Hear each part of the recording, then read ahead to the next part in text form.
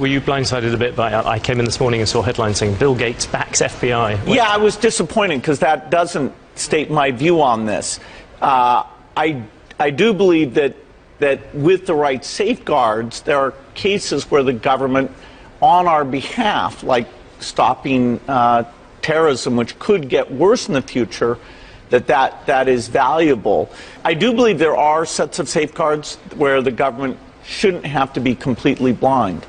All right, ladies and gentlemen, this debate continues. Apple, FBI, you have Bill Gates weighing in on it. First, it was misrepresented that he was backing the FBI all the way, and he says that's not the case. Joining us now to set us all straight on this is Wayne Lonstein, CEO and co-founder of VFT Solutions. And good to see you again, my friend. You too, Steve. All right, so here, when I first heard about this whole conflict, I said, hey, why doesn't the judge in this case who ordered Apple to give over the software to the FBI, why is it so broad-reaching? Why don't they just say, take the phone, unlock it, create whatever you need to create it, then burn the software, lock it in a safe, whatever, just give them the phone back, unlock, so they could go in and find out what they need to find out. And now it seems like they seem to be moving in that direction. Is that sufficient?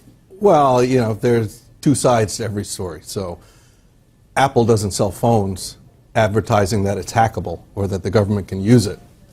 And at the same time, the government has an interest in securing the country. So I think the truth lies somewhere in the middle. I think you could really take this whole argument back to whether we're treating terrorists as criminals in the court system or something else, such as enemy combatants. But leave that argument for another day. There is a fashionable remedy here. I'm sure Apple could do it. But more troubling to me is since 9/11, 2001, our defense budget and our Homeland Security budget is $7.6 trillion spent. I would want our government not to even have to ask Apple to do this. We need to be having the foresight that we can do it independently, get the brightest and the best. You hear about, what is it about the iPhone in question ever since they came up with this this kind of an iPhone that can't be, you know, with the encryption and all that? What is, I mean, you hear about 14-year-old computer geeks all over the world doing this, hacking into the IRS, the Defense Department, whatever. Why can't the FBI figure out on their own how to get into this phone? Well, I would suspect, firstly, they probably can. However, for some reason that I don't know, they're not. However, a 14-year-old with the right skill set can. What the people involved in this terror attack did is they set it to erase after 10 attempts. On BlackBerry, right, for BlackBerry, yeah. I think it's 3 or 4 attempts and the phone goes poof. So there's plenty of software once you open the phone up to find out what's on it, but these are like self-destruct buttons. Mission impossible. Right, right. Mr. Phelps, yes. The government's in Mr. Phelps. You have to decide at this point. I mean, look, you and I have had this conversation on the air before, and you've been ahead of the game constantly warning, and you've written a paper on it, or more than one paper on it. You know, I hearken back now to just a couple of weeks ago, a hospital in California, Hollywood Presbyterian.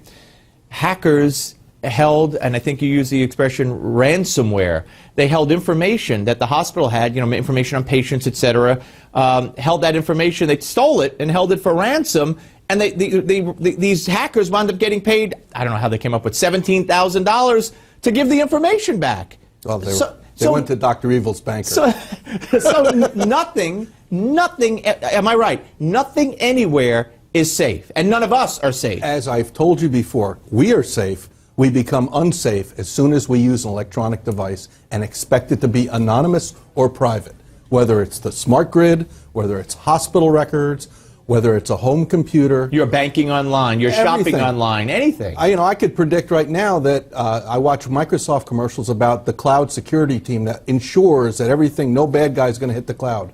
Trust me, there are bad guys that can hit the cloud. So what is the answer? The answer is... Don't bank online, don't shop online, don't do... I mean, as for the answer is be smart, and don't forget the value of physical security. Anything online loses physical security. Fort Knox, what's it there for? To prevent people from among other things, getting the gold physically. Electronics remove all physical barriers. We need to rethink our headlong rush into the technology field. And I'll tell you, the bad guys and the good guys, you and I, when we go online, we assume to a certain degree that we're anonymous. Nothing can be further from the truth. I probably assume it more than you. Well, I cite Unger versus Madison. Yes, odd couple reference. And the last point I would make in that regard is we should be using that assumption of anonymity to let terrorists and possible radicalized people or those who want to walk in. And trap them. Well, I don't say entrap, just find out. Not entrap, I mean exactly, entrap, it's the funnel, right? Yeah. Right now with the NSA story, big funnel. I say small funnel, make him feel good about giving us the information. Wayne Lonstein, website for VFT Solutions? www.vft-solutions.com. All right, Give Me 5 is next. Don't go away.